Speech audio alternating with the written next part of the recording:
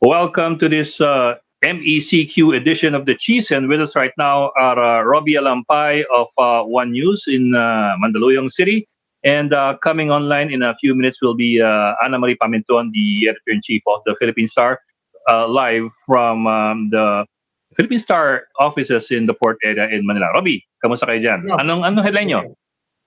Well, a number of things. Actually, we didn't lead with the MECQ. We started with the PhilHealth hearings kanina sa Kongreso, sa Senate in particular.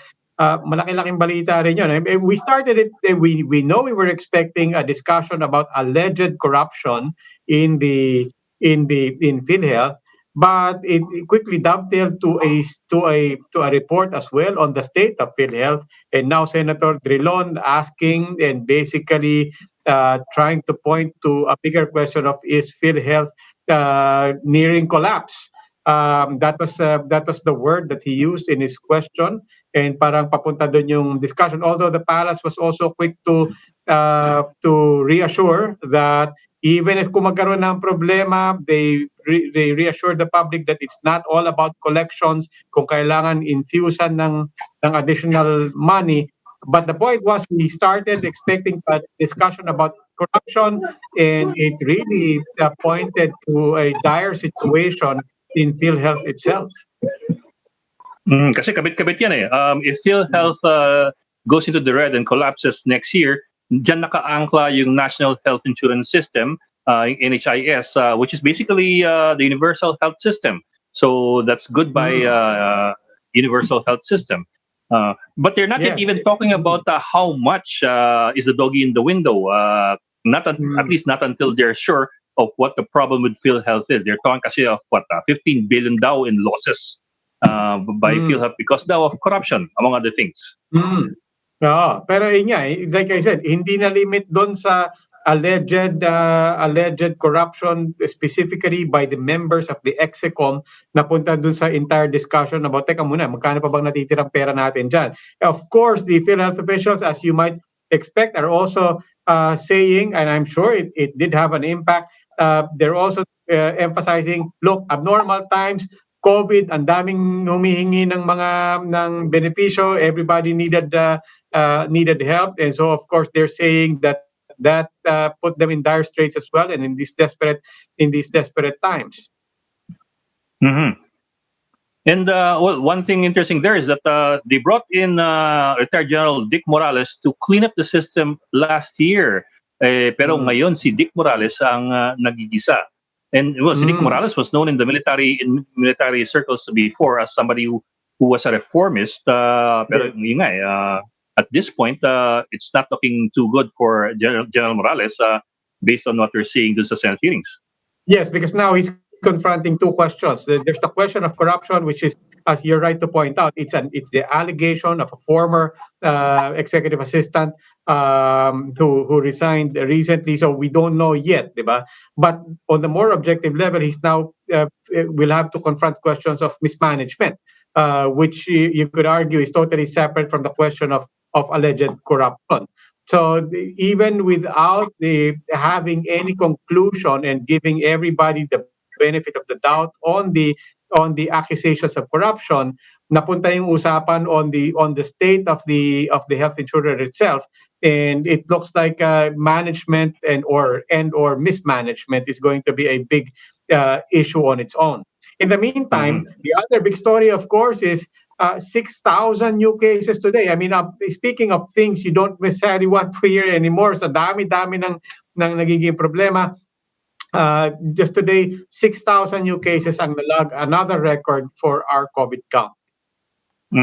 Well, let's bring in our guests for tonight. At least here, our first guest for tonight is Dr. Jean Nispero, who is part of the doctors group Second Opinion. Dr. Nisperos also teaches at the UP College of Medicine. Hi, Doc. And is also the president of the All UP Academic Employees Union. Doctor, thank you for joining us tonight. Hi, thank you very much for the opportunity to join you. Magandang gabi sa ating lahat po. Magandang gabi po. Doc, of course, I'm certain that you watched the president's statement nung ano nung Sunday night. If you didn't catch it live, I'm Yeah, sure I you've saw it. already seen it, heard it, and read about it. Mhm. Sa tingin niyo ba yung grupo ninyo kasi ang kausap namin kahapon yung isang grupo naman yung Philippine Right. College of Physicians, sabi nila hindi kami pinapatamaan ng pangulo doon, we were not calling for revolution to begin with. Sa tingin niyo ba is your group being in the crosshairs of the palace when the president talked about or mentioned those things, revolution at gustong patalsikin ng gobyerno? Well, I think they give us too much credit if they believe that the reason why the president went on such a ballistic speech is because of us. Um, well, apparently, when spokesperson Roque explained it, he explained it in such a way that the president was irritated because he was the last to know. So, um, as far as we're concerned, we are outside that discussion. But Mhm. what is very telling about that response is the kind of thinking that the palace has when it comes to dissent, even when it Mhm. comes from people who are giving sound advice or who are just telling them that, look, we're in this situation and we don't want to be in the same situation 3 months down the line because we were already in this situation last March. We have 5 months and from March to now, we're still in a worse situation. Some things have to change, and somebody has to speak out and tell the palace that, look, you're looking at this entire COVID pandemic response. You're taking it the wrong way, and we're suffering from it.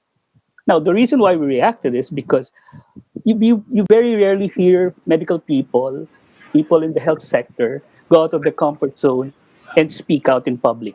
It's very Those are very rare instances, unless it's really within the medical realm. But when Mm. you hear a group of medical societies go out to public and they start up by saying we're losing this fight, that's a clarion call, and that is a commentary on how we have handled the entire COVID response. That didn't Mhm. come from us. That Okay, came from Doc. them. Now, and we were just reacting to that because, Opo. well, their whole issue for us was twofold. The health sector has been put on a spot, and they need some measure of reprieve. And that's understandable. And on the other hand, they want some that reprieve to be in the form of an ECQ. Now, while we agree with the first part, that we need to give health workers and recognize the fact that they are put at their wits' end, they're tired, we should not be put in a box in terms of our choices because throughout this whole pandemic response, we've been told that these are the only ways we can go: ECQ, MECQ, GCQ, MGCQ. Nothing whatsoever in terms of a real medical quarantine. And that's what we're missing: quarantine per se, and a health-led, informed approach to the pandemic. Hmm. Well, Okay. Doc, Now, what we have now is an MCQ. No, what you're asking for is an MCQ, a medical community quarantine. You call it a medical quarantine. We call Now it, we have yeah, an MECQ, which is a reversion to something we had before June. Oh, by the way, see, Ami Paminto is now online with us from the Philippines. But Good Doc, evening. with the MECQ, do you think at least a good part of the concerns have been addressed, or hindi pa rin? okay. Let me just clarify. What we're calling for is a demilitarized medical quarantine. The operative word is medical.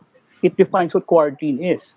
And why we put demilitarized is because we want it to be entirely different from the current crop of iterations of community quarantine that has been imposed to us.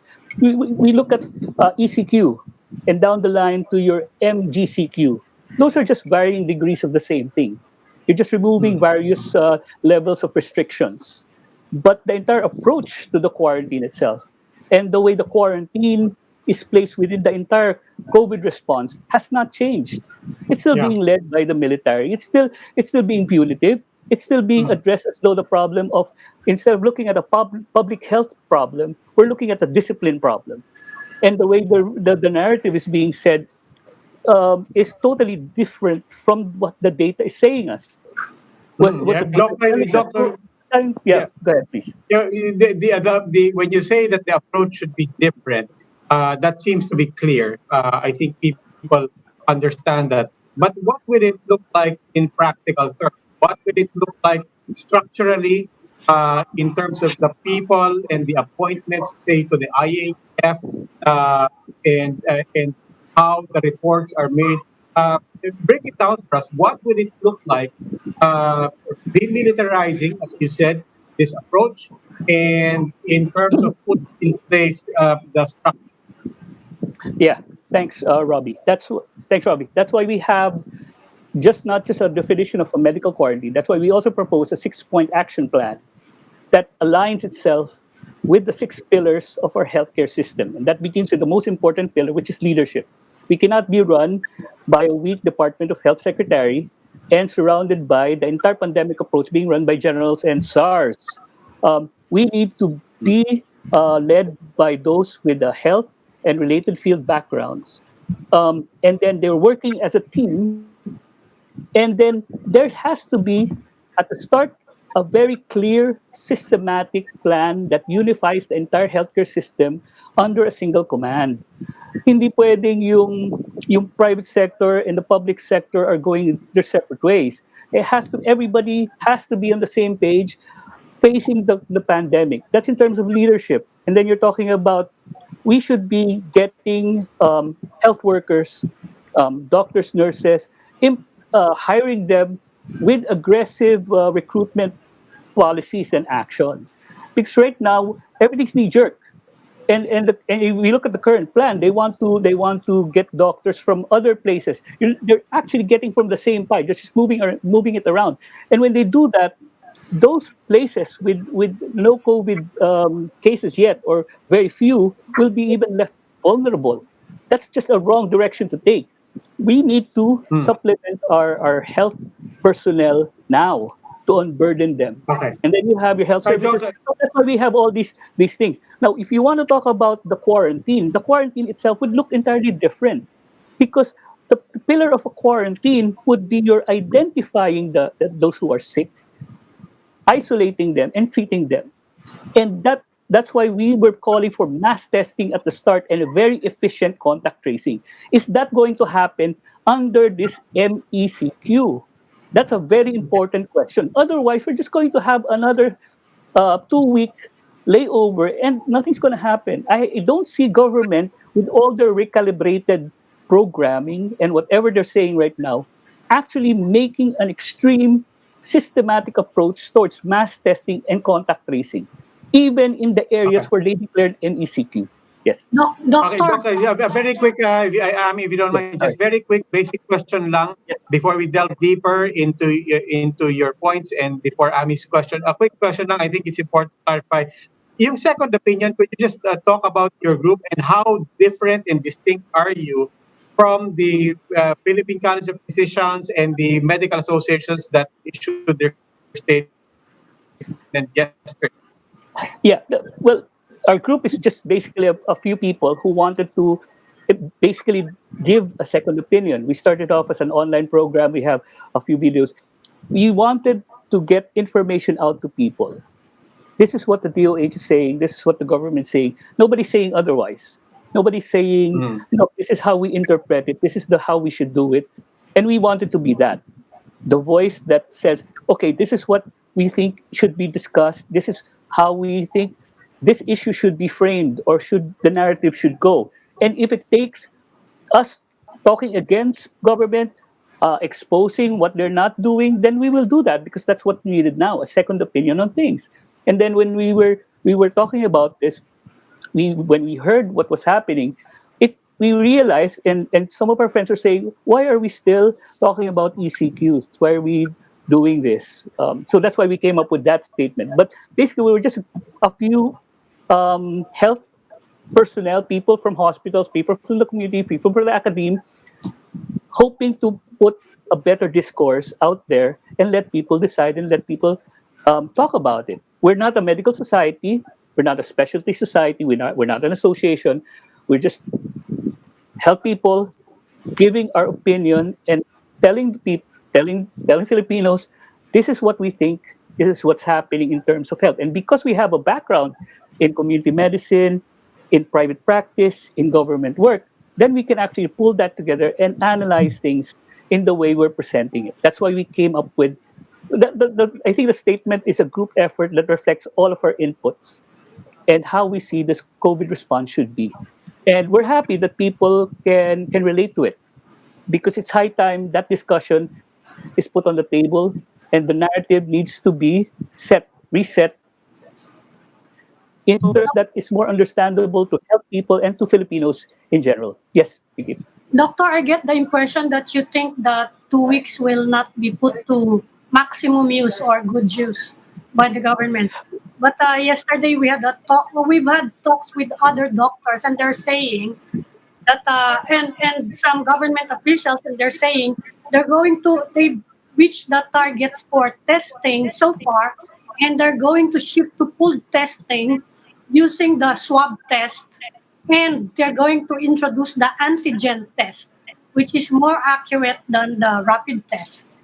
And then Correct. they're saying they're ramping up quarantine facilities, and they're putting the Baguio mayor in charge of contact tracing to improve things. You think all these developments are encouraging during the 2 weeks of MECQ? Well, definitely yes. If they're going to do more massive, widespread, expanded testing, if they're going to do a more efficient contact tracing in the next 2 weeks, yes. But I hope it doesn't end there. We're probably one of the few countries who measure our quarantine every 2 weeks or every month. And what does that tell us? It tells us that there is no real backbone of a plan in terms of our entire COVID approach, of our pandemic approach. Because if we did have a plan, we wouldn't have to discuss every 2 weeks whether we're going to be ECQ, TCQ. We shouldn't have. We shouldn't even be in that type of a conversation because what we should be looking at is where we are now in our COVID pandemic plan, in our response plan. And I haven't seen that in the last few months. So I'm happy if they're going to do this in the next 2 weeks. But after 2 weeks, where are we again? Are we going to discuss again what kind of community quarantine we're going to have? Will the entire approach to the pandemic response still be led by generals? Yeah, I'm happy that if they can do that, but honestly, naghahabol tayo. We're trying to play catch up. We need to be ahead of this. And the only way we're going to be ahead of this is if we really have a good plan. And I don't think the generals will be the ones who can formulate that plan. Not now, not in the next 2 weeks, not in the next few months. We've seen what we've been doing in the last few months. Are we willing to risk the same thing in the next few months until the end of 2020? Already our health personnel are crying out and saying, look, this isn't working. Are we going to risk it again? Simply because they tested more? They contact trace, they did better contact tracing in the next 2 weeks? This is a call to revisit what we have been doing, not just in terms of quarantine, not just in terms of testing, isolating, contact tracing, our entire approach to the pandemic. That's what we're Doctor, asking. Yes, ma'am. Doctor, just by illustration, could you tell us some how can we improve the contact tracing and the quarantine and isolation? Well, definitely, if you can test them. Well, right now, the data, if you test them, then you would know who's sick. And then you would contact trace. Right now, a study shows that contact tracing, the level of contact tracing is only up to 4 to 5 people beyond the patient. That means the immediate family lang. What is the World Health Organization saying? Your contact tracing should involve from 10 to 30 people outside your index patients, and all of them have to be tested. We are not there. We're so far from there. Now, who do they want to contact trace to do the contact tracing? Is it going to be, sabi nga nila, mga sundalo, mga state security forces? Where are we there? No, so we need to really have a good plan. Who's going to conduct this? How prepared are our barangay health emergency response teams, the BERTs? These are the people who are in your communities, in barangays, looking for who the cases are. And part of the work is not just looking at who the vulnerable population is and who might be exposed to the disease, but also part of the work is looking at those who do not have COVID-19 but may be vulnerable to it, or those who may not have COVID-19 and not been exposed to it but may need other non-COVID related health services. Malaking gawain yan. Right? So yun sana yung mga tinitignan. So you have testing, you have contact tracing that is at least commensurate to what the World Health Organization recommends. And then how are you going to isolate them if you're looking at communities that are densely populated? Kaya ba ng LGUs mo mag-provide ng quarantine facilities? At paano gagawin natin sa mga families who were one family members quarantine? Paano mabubuhay yung may iwan nilang pamilya doon? Lalo pa ngayon na naka-lockdown na ulit tayo, usapin na naman yan ng buhay kamatayan kung wala kang kinakain na araw-araw. Those things need to be addressed. Otherwise, people will go out.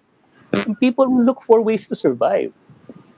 Doc, if you don't mind, yeah. Yes, go ahead. Doc, if you don't mind, we'd like to ask for a few more minutes of your time, but we will just go into a gap. So if it's okay with you, please stay with us. Yes, Mag-gap na po tayo saglit. Okay pa.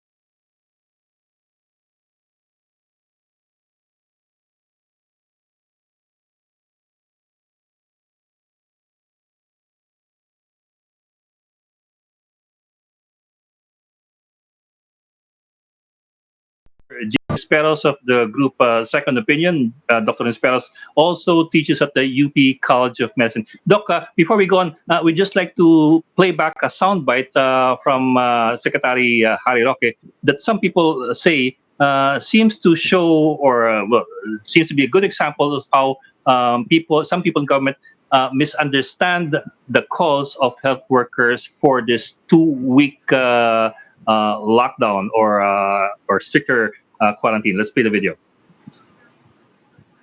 Ang inaasahan na lang po natin, dahil 2 weeks lang naman at hinihingi naman ng frontliners ay counting time out lang naman, hindi masyado makakaapekto itong 2 weeks na MECQ. Well, medyo bitin yung soundbite na yun.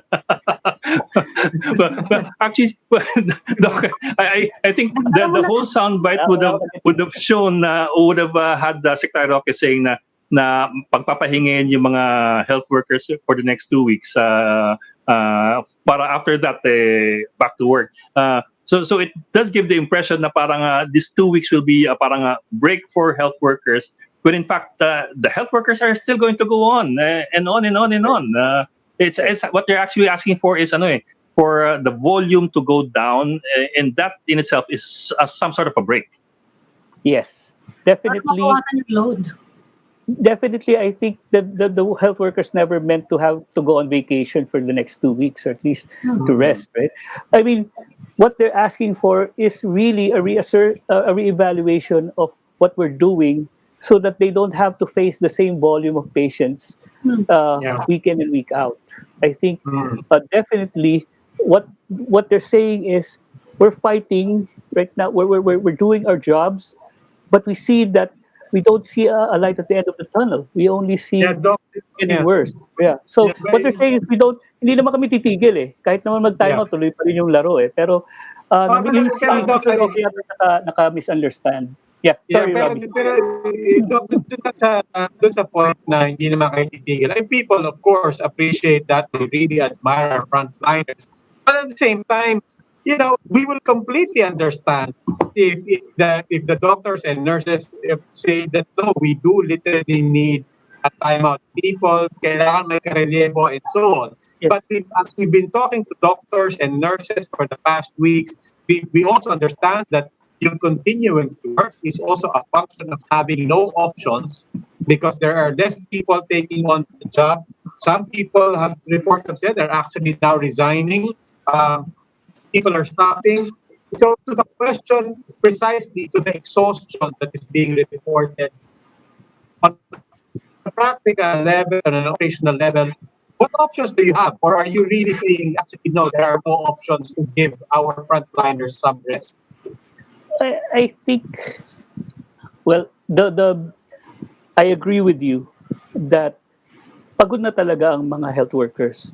Pero naintindihan nila talaga na kailangan gawin to. This needs to be done because, as you said, there are not enough people to replace us if we take time off, and we are not getting any newcomers who will join us in terms of being in providing service. But that said, what are is our government response listening to that and addressing that? You're talking about how are health workers being supplemented by outside help?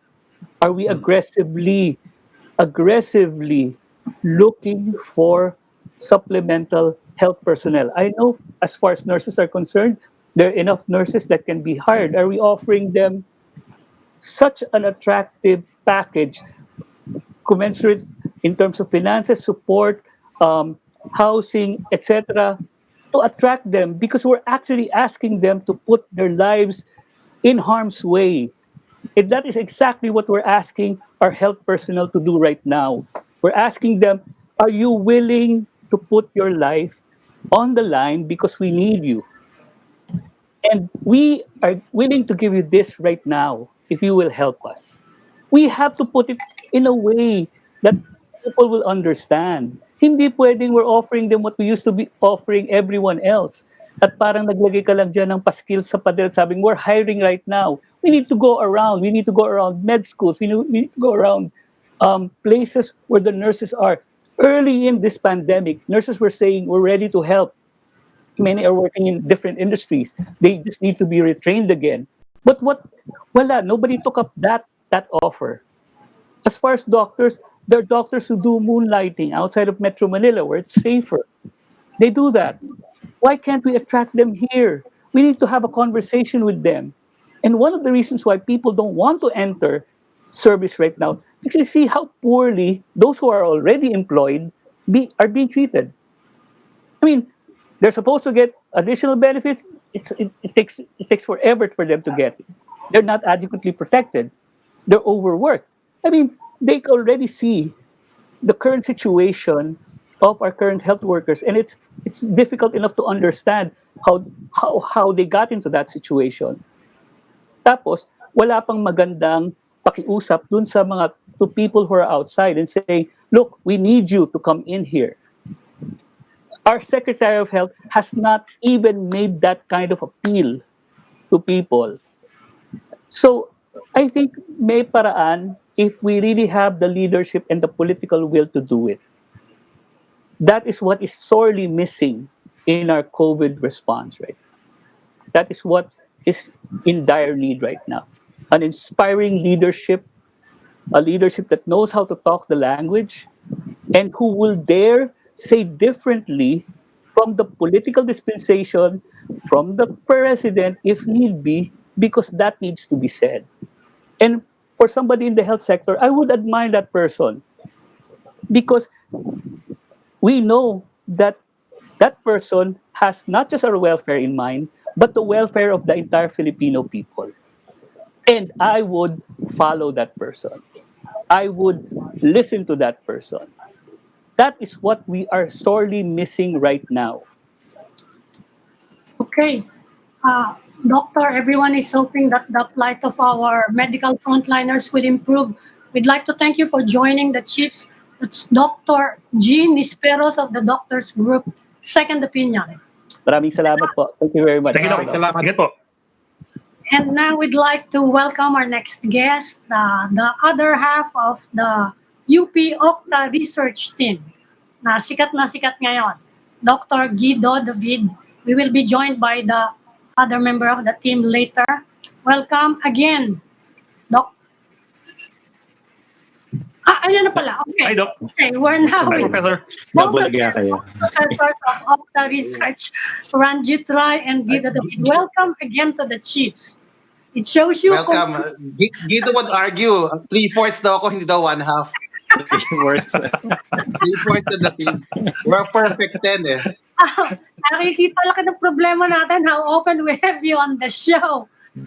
Okay. Yeah, I know. Yesterday, you had a scary projection. Well, over the weekend, you had a scary projection of 220,000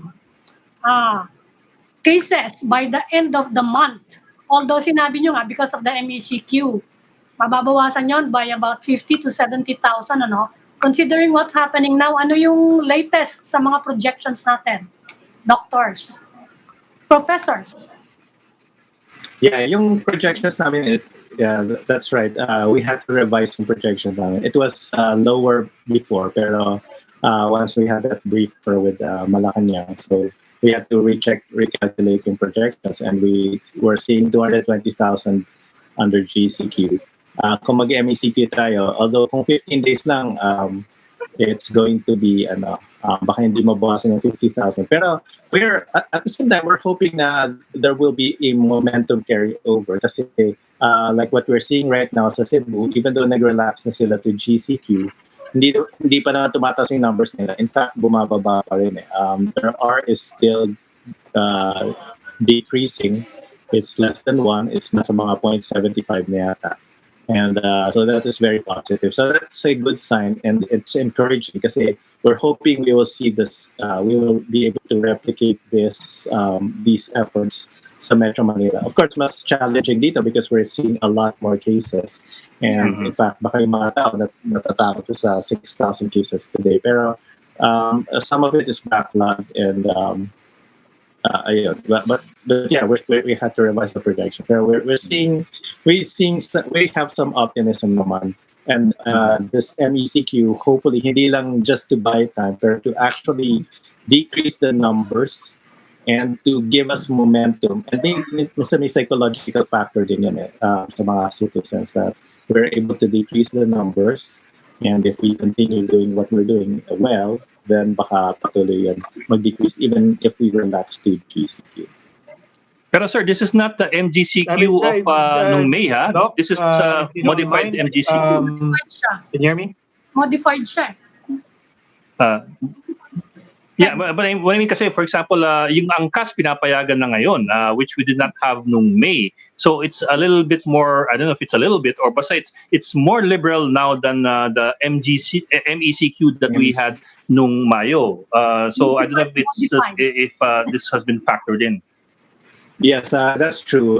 Pero at the same time, may parang factors na opposing it. Pero at the same time, may mga factors like mas prepared na tayo ngayon. Our testing has scaled up a lot since nung May. Nung May, ang konti lang ng tests natin. And then we're trying different strategies now, yung mga localized, of course, MECQ na, pero may mas localized lockdown. And then we're also trying to reevaluate some of our strategies based on yung mga updated trends. So baka maglabas kami ng short report sometime soon to reflect on some of these the way we're understanding the coronavirus. May mga nagbabago dito eh. So ayun. Yes. So hindi kayo Robbie, you wanted to ask something. Yeah. Nawala yata si Robbie. So hindi Robbie. I want to repeat that that part where you said yung 6,000 jump, which is worrisome for a lot of people, isn't worrying you too much. Tama ba yun? What about Professor Rai?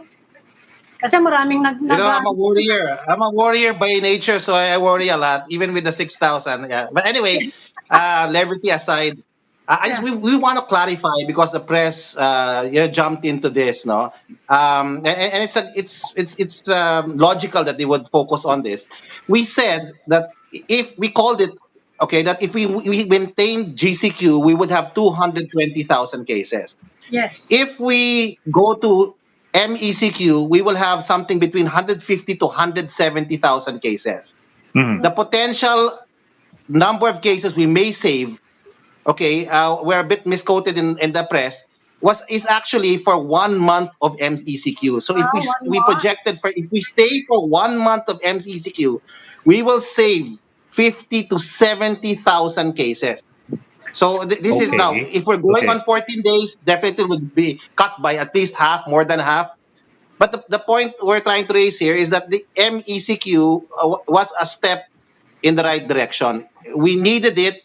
We had been we have been recommending it as an option since the early part of June. Whenever we submit to Malacanang and to IATF, we've been urging them to consider a stricter quarantine together with scaled up test, trace, and treat. So, the MECQ by itself will not solve the problem. It has to be coupled with a scaled up strategy for T3. So, this is what Professor Guido and I wanted to emphasize. The projection was for 1 month. Assuming we have 1 month of MECQ, we could reduce the potential cases from 50,000 to at most 70,000 cases. And these are just projections. And we feel for the first time that we will not reach our projections because we called it as GCQ. Now we're in MECQ. We feel it will become lower than that. We will get a projection lower than that. If we hit 150, then I think it's a major achievement already in terms of the 2 week MECQ. If we can keep it below 150, that's significant. That means we're all working together and pushing a strategy forward more efficiently and effectively. Remember, our Professor base now is Linawin, more than 100,000. Huh? Hmm. Remember, our base is now is more than 100,000. Yes. If you only Professor add Ranjit, linawin lang ulit 30,000 natin yung more. linawin na ulit na yung Yes, yes. timeline mo and that target of 150, that is for the end of the 2 weeks or that's for the end of the month? That's for the end of 2 weeks, Robbie. Hmm. That's for the end of 2 weeks. No, sorry. If you can get it below that, that's a major achievement already for NCR and for the country. This virus is spreading like wildfire. We had to put a stop to it, and this was we felt 20 days ago that this was the only one of the best options, and the president was at that point willing to do it. No, but again, there are other considerations, not just health, that were taken to that were given importance and privileging as far as the cabinet was concerned. But now we've gone forward. If we want to make this MECQ count, we need to couple it with a scaled up testing, tracing, and isolation. So, and remember the focus here, the context here is a surge in NCR and parts of Calabarzon. Okay, the surge in NCR is serious. Okay, it's going to overwhelm. It's a mathematical reality. It's going to overwhelm our health system if we did not decide on MECQ. We were already saying it 20 days ago. We were saying it when the president decided GCQ. It was going to overwhelm our health system. So now that we've made that decision, we're optimistic that for the first time, I think we won't achieve or won't reach our projections. I'm optimistic as far as that's concerned. But I take it if anyone asks your opinion at the end of by August 18, you will suggest that we extend the MECQ by another 2 weeks. Tama ba yan? Opo, yeah, we wrote it down in our paper that we submitted to Malacanang in July 15. So as early as that time, we were already projecting it would be a step in the right direction if we decided to slow down the rate of transmission by imposing an MECQ for 15 days. Much, much better if we impose it for 30 days. People are looking at the cases. What interests our group is really the trends, the rate of transmission, the R naught. Or not? Yeah. Okay, if we can bring it down to less than 1, that is manageable for us.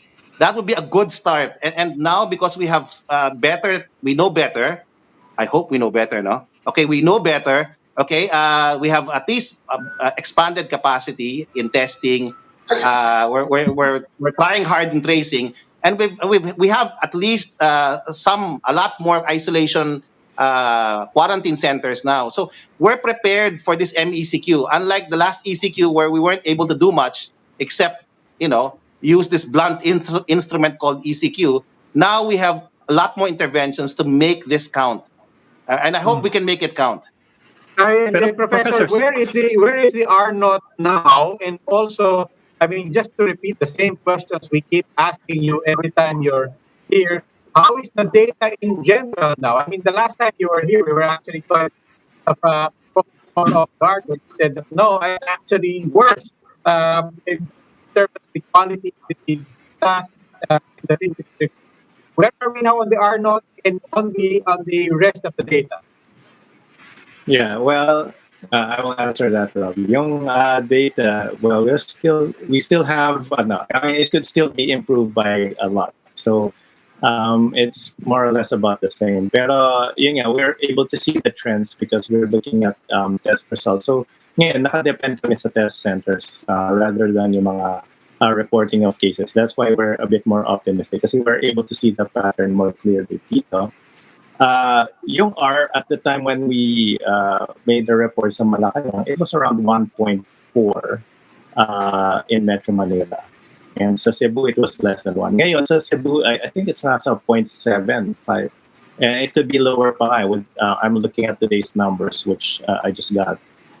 Sa NCR, it might be going down actually already. So, pero may mga late cases, so I don't want to jump the ship and but like I said, yung 6,000 hindi ako masyadong natakot because I think a lot of it is backlog because we're seeing the trend dito sa test results which I think is more reliable, and we're seeing an actual decrease. So I don't want to jump the gun because we saw that pattern some 2 weeks ago, and then we were wow, yung R ng NCR is down to 1.3, and then medyo tumaas na naman, naging 1.4, 1.45.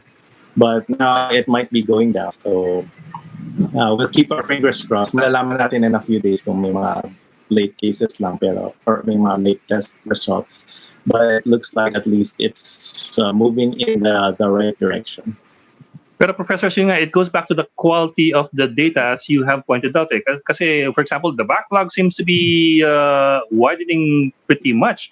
Diba, as of today, we have 112 confirmed cases, pero yung positive individuals as of July 31, that was 4 days ago, was already at 136. So by this time, baka nasa 30 plus thousand na yung backlog. So the quantity of the data may be a bit questionable. Yes, actually, yung test results nasa 145,000 na siya. Yung positive. Yes, right now. Of course, may mga duplication. But I don't think yung mga duplications will account for 10%. It's maybe even 1% might be a lot for yung duplications. So most likely, so yeah, the backlog seems to be getting bigger, pero part of it is nasa testing lag naman siya. So it's not all due to the backlog ng DOH. Ang problem na namin yung mga unvalidated or yung mga no city or no region, that seems to be a problem still. And when we check the Department of Health, parang sinabi nila, hindi naman nila kasalanan yun. Parang kasalanan. Yung problem is this reports, wala nakalagay na region. So that's why we're resorting to other ways of looking at data, and we're looking at test results. Based on test results, it's generally reliable. In fact, it's mostly reliable. Ang may problem lang is there are maybe mga 3 to 4 major test centers na medyo delayed mag-report ng test results. They might be delayed for a few days. Pero yun na naman, that's a small inconvenience compared to sa yung data natin na tinitingnan, yung mga confirmed cases. Doon medyo marami yung naglalag, may backlog and everything. So, but if we can look at the test results, so ang tinitingnan namin test results and also yung positivity rate, those give us good indicators kung may trend or nagde-decrease. So those are actually very helpful. Professor, when you spoke, I mean, tama yung basa mo because I think people are going to react again to 6,000 new cases, another new record. That was our headline. In fact, guilty as charged. Pag sinabi mong ikaw kalmado, kumakalma rin ako. But therefore, just to manage people's expectations, factoring in backlogs and late reports and so on, dun lang sa number na new cases every day. How high will that go? And just to manage people's expectations, unahan na natin. How high will that go along with your message na that's not necessarily what you're looking at? Yeah, I haven't checked yung ano kasi every day nag-change yung mga new cases when we count those backlogs so yung onset medyo medyo magaling data, but I think we're seeing about an average of mga 3,000 to 4,000 actual new cases per day.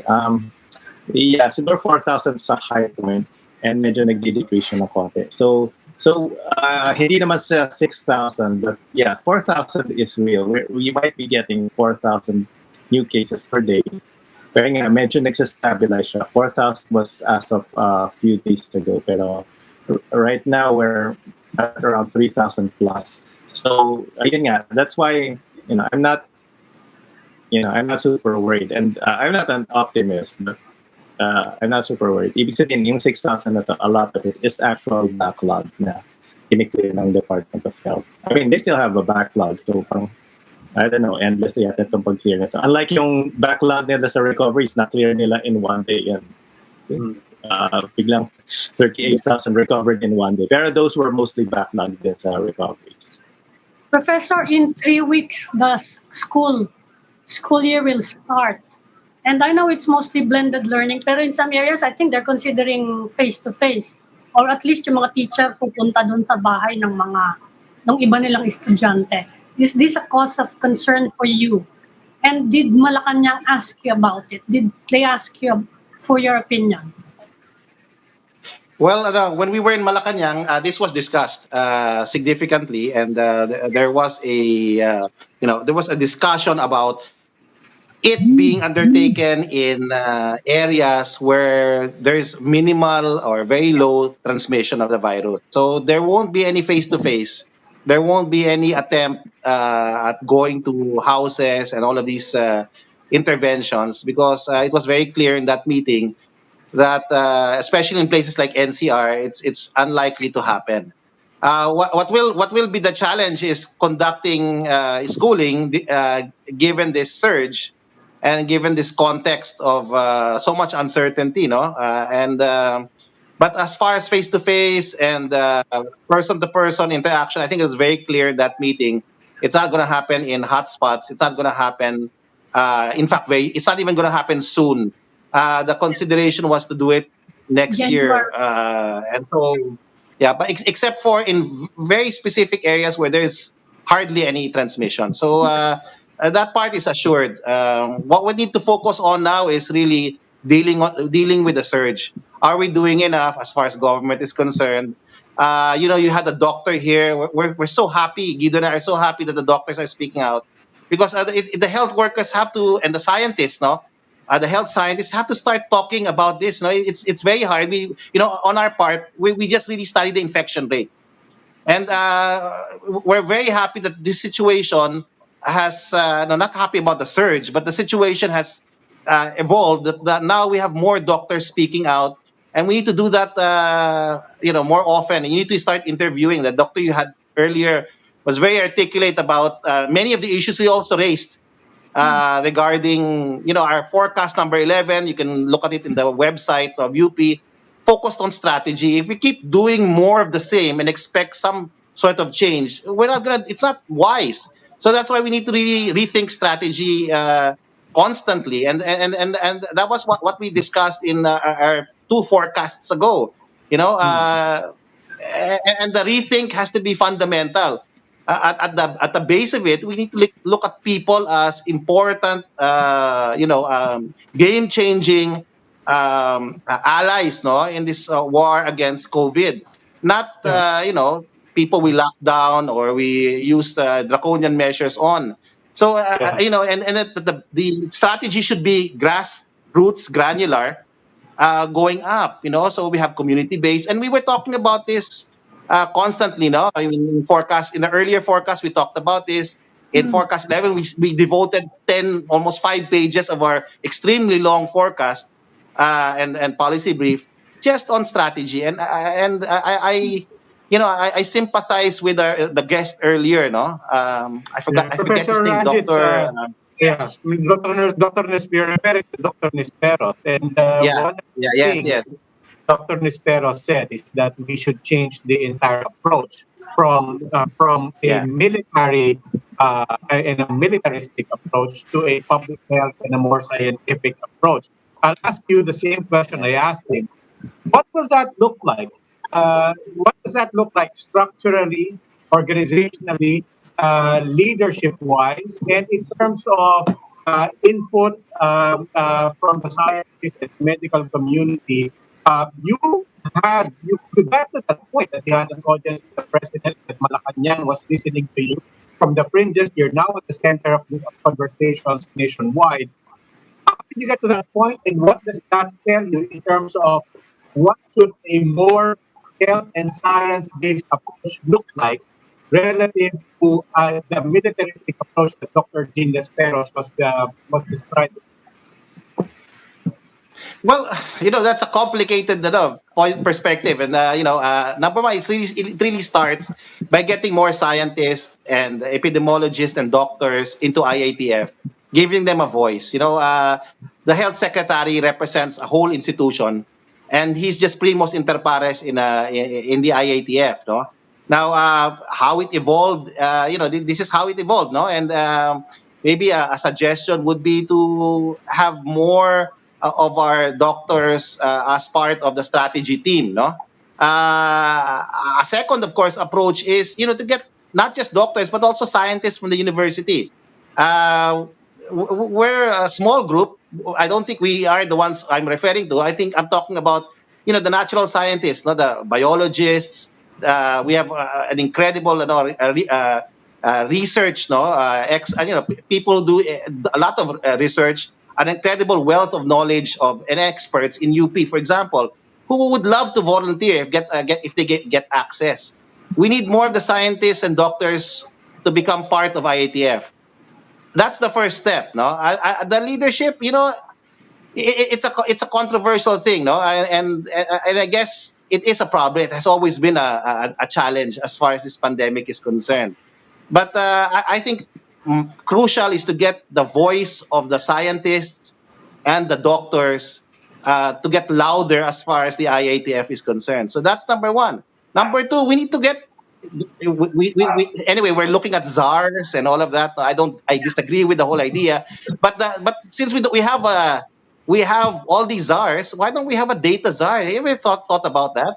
I mean, that's the key problem. I mean, Guido's been very nice and very neutral, but data sucks, and we're having a hard time, really a hard time, as researchers, trying to clean up that data and trying to come out with uh, with with forecasts that are useful to the public and to government, and it's exceedingly hard. So why don't we have a data czar? Alam mo yun, as somebody who will just help organize data. The only reason we feel, Guido and I and the rest of our team, and we're a big team, that we've become a little relevant is because nobody's going out in the public doing the same kind of work apart from our friends from UP COVID-19. So task force. So we're probably the one or two groups who are coming out with these weekly forecasts, no, and then the rest, of course, we're doing it, less, rigidly, are also from UP also. So we need more data scientists to come out and start projecting, start looking at other problem areas like excess deaths.